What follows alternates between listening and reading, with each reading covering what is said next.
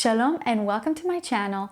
I find it super fascinating how in different languages there's these unique words that are really hard to translate. So in this video we're going to talk about 6 unique Hebrew words that cannot be easily translated to English.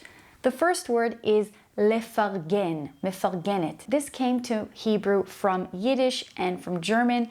Farginan, genuinely happy for someone else's success or for something good that they did, and to also act upon it. Lefargen, you could buy them flowers or also show them that you're really happy for them. So in English, you could say maybe support or encourage, but it doesn't have the same depth of the firgun, the inner happiness that you're feeling for someone else's success. The opposite, when we don't have that firgun and genuine happiness for someone else, is ayin hara, a bad, evil eye. In Hebrew, we say a lot, Bli Ayin Hara, which means without evil eye. So evil eye, we live in a spiritual world and our souls are connected to one another. So when other people are not happy for you or they're jealous of you, this causes bad mental energy and could, God forbid, be some sort of harm on you or your success. So we say Bli Ayin Hara, without an evil eye. Usually when we mention someone's kids,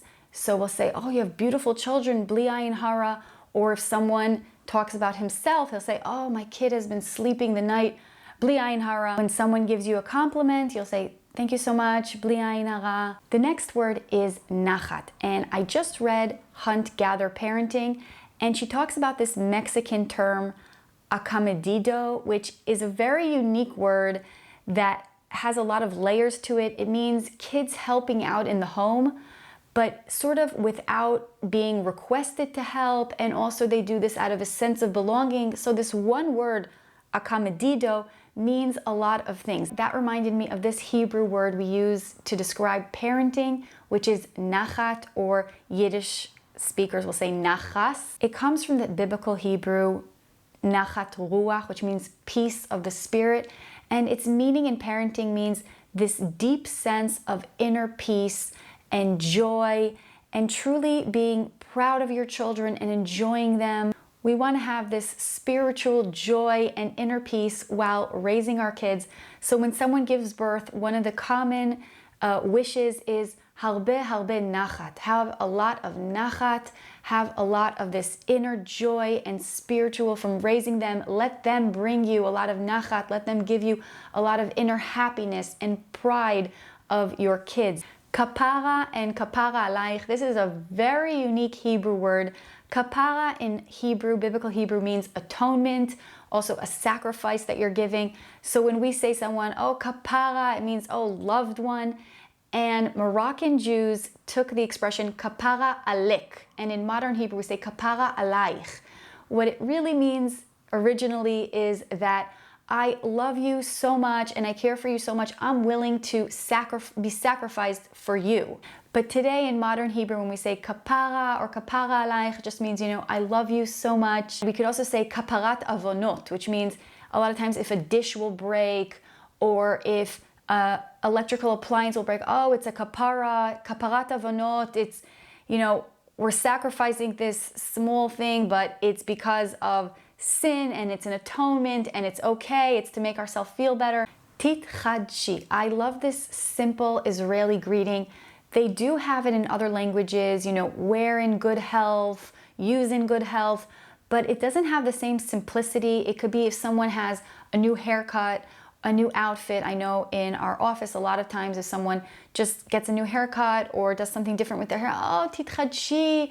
It's the simple everyday things to greet each other, just to notice someone else's new shoes that they have or something small. It can also be sort of bigger things, but usually it's those everyday things that we're just celebrating the fact that there is something new. The last word is the word Davka. This is a very Israeli word. It originally came from Talmud, from Aramaic. It means exactly this. Why specifically this? But in modern Hebrew, we use it for so many different meanings. So we could say, why specifically? Why Davka you? Davka achshav? Why Davka now? Why purposely now? It could also be sort of against expectations, like, oh, Davka him? I actually thought he was nice. Or it's actually better than I thought. Davka ze ken ta'im. And the very Israeli way is Davka means purposely, sort of out of spite. She did it Davka to me, or he told me not to, so I Davka wanted to, so I purposely did want to do what he said. A lot of kids like to say, Yastali Davka, she did it purposely to me. No one else in the class was punished, Davka me, she did it purposely to me.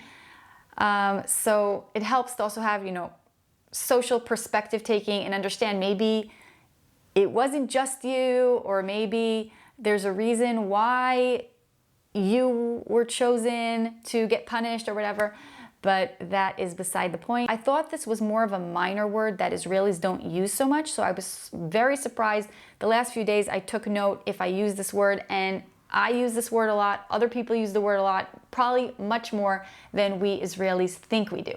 So thank you so much. These were the list of unique Israeli words that cannot be easily translated. Hope you enjoyed this video, and I hope to see you in the next one. Shalom!